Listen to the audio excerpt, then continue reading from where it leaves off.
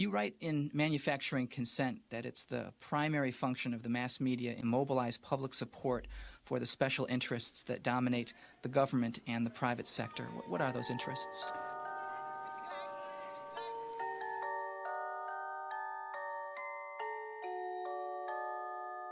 Prime Minister, do you now regret when once asked what your favourite joke was, you replied, Nick Clegg? And Deputy Prime Minister, what do you think of that? All going to have. I'm afraid I did once. Right. We're all... Come back! We've got to remove this dark cloud of the deficit over our economy, and it makes sense to make a start on that now. Make a start this year to avoid the tax next year, and then we can go forward with further plans to remove our deficit and our debt that's going to hold our country back if we're not very careful. Working through the long-term economic plan. A long-term economic plan. Long-term economic plan. Long-term economic plan. A set of long-term economic plans that is, we've got to get our country thinking about the future. We've got to be clear about what we want to do, and that's the plan. And in the end, it's the economy. So dealing with government deficits must be line one of our plan for recovery. Now, dealing with the deficit. Deal with the deficit. A deficit. With this dark cloud of the deficit. But we've taken difficult decisions to halve the deficit as a share of national income.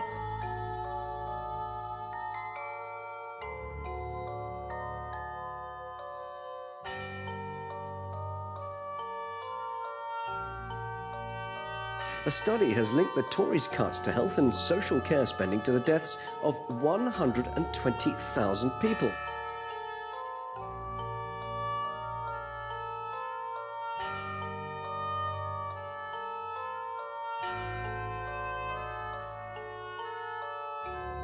For every £100 that the government is spending a year, they're bringing in £81, so just £81 there. Now, if you were to look at what that's for an individual house, so divide the total number again by the households, that's like the people in your house spending £5,000 a year more than they're actually making. A deficit means more borrowing, which means more debt, which means bigger interest bills, which means less money to spend on things like schools and hospitals. That's debt there. So the next year, you take in tax maybe 5, but you want to spend 7, so you have to borrow that year 2 more. And once again, that's the annual deficit or the borrowing. And at the end of the year, that goes into the pile, which is the debt. So after many years of deficits, you end up with a pile. That, in a word, is the national debt.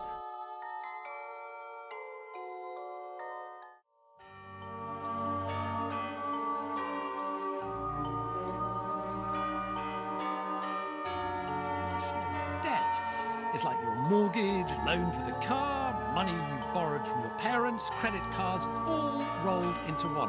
It's everything you owe. So in government terms, debt is made up of all the bills the nation has accumulated over centuries.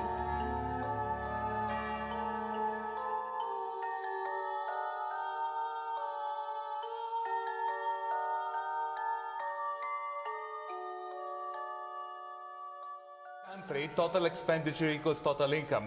In your life, you have a wonderful independence between your expenses and your income. So when you cut down on your expenses, your income doesn't cut. It's not cut. But for the country as a whole, if the country as a whole goes into a major savings spree, then its total income is going to come down. So your personal life is not a good model on which to base There are 2 deficits, right? There's the current one, which you say you're going to get rid of, and there's the other one left, the capital one. There'll be water in this glass. This is borrowing to cover capital spending. The Conservatives say both those glasses will be empty.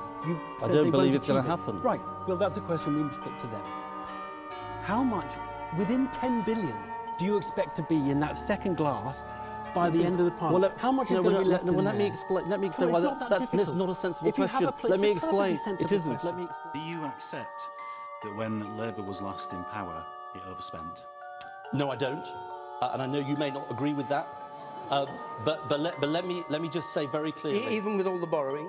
Year on year.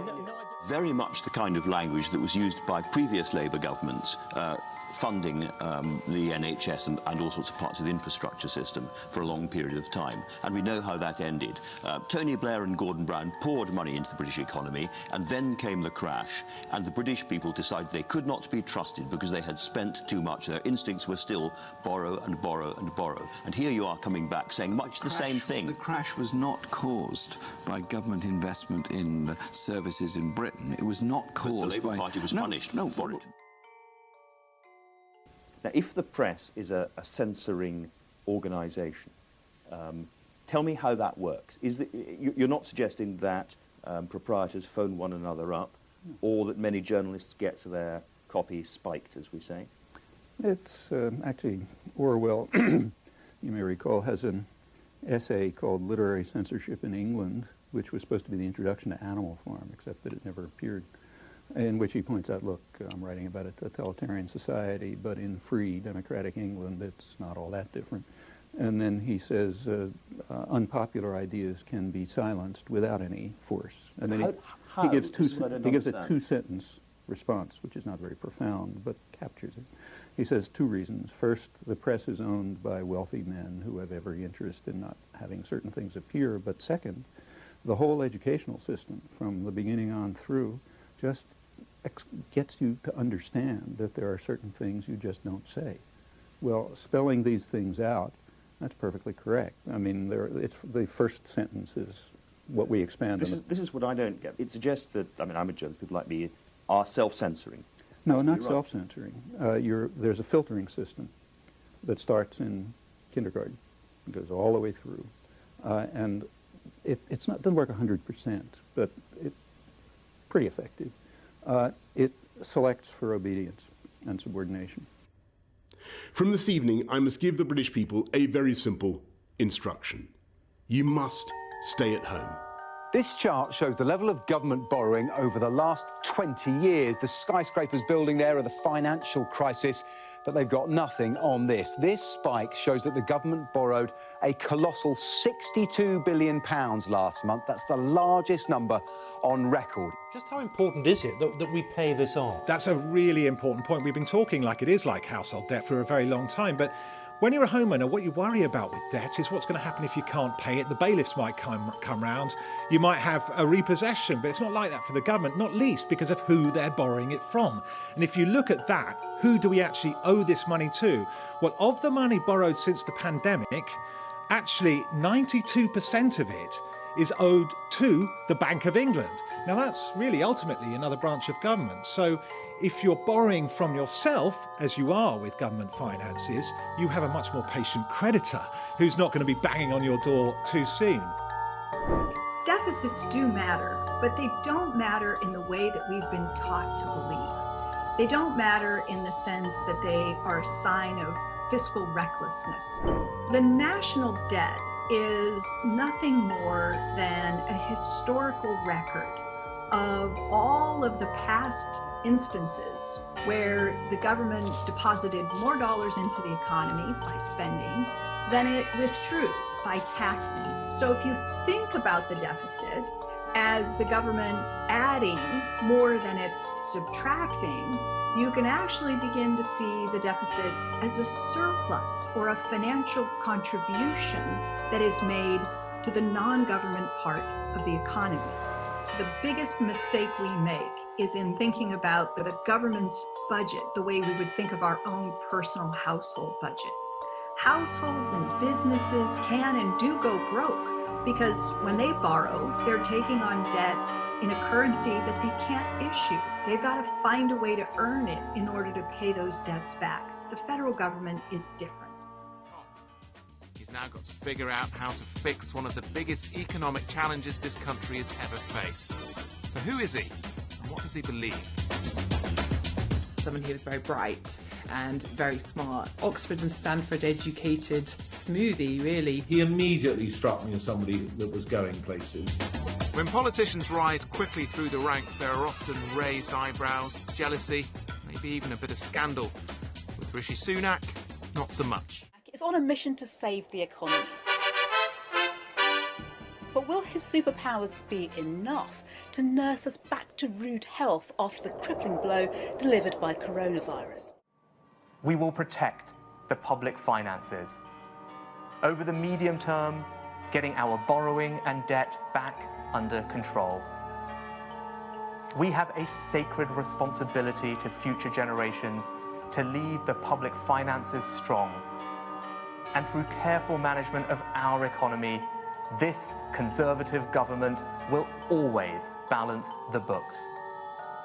If instead, we argue there is no limit on what we can spend, that we can simply borrow our way out of any hole, what is the point in us? Oh, it's just enormous, Joe. I mean, it's just absolutely eye-wateringly enormous. And if you think of the debate that we had really from the late noughties all the way through to the 2015 election, you know, that was defined by how's the country going to pay back what we had to borrow in the credit crisis.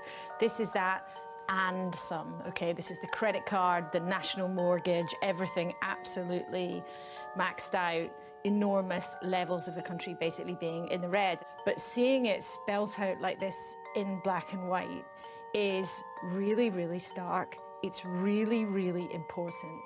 And it just seems to me that today, in a sort of political sense, is maybe a more scary equivalent of that moment when the coalition took over in 2010 and David Laws, the Chief Secretary of the Treasury, leaked that note he'd been left from Liam Burns saying, there is no money left. This is Rishi Sunak standing and telling the country for the next few years, there is really no money. And of course, that's going to mean hugely difficult decisions in the years to come. But also the point that, Faisal, you were making this morning, we're not even through this, okay? No. This is the beginning of the economic emergency, perhaps the ending almost of the health emergency if the vaccines come good as people hope for. But this is really only the beginning of the second act, and the third act, how we pay it back, is still a long way off. How can you know that I'm self-censoring? How can you I know don't say that you're journalists self-censoring. I'm sure you believe everything you're saying. But what I'm saying is if you believe something different, you wouldn't be sitting where you're sitting.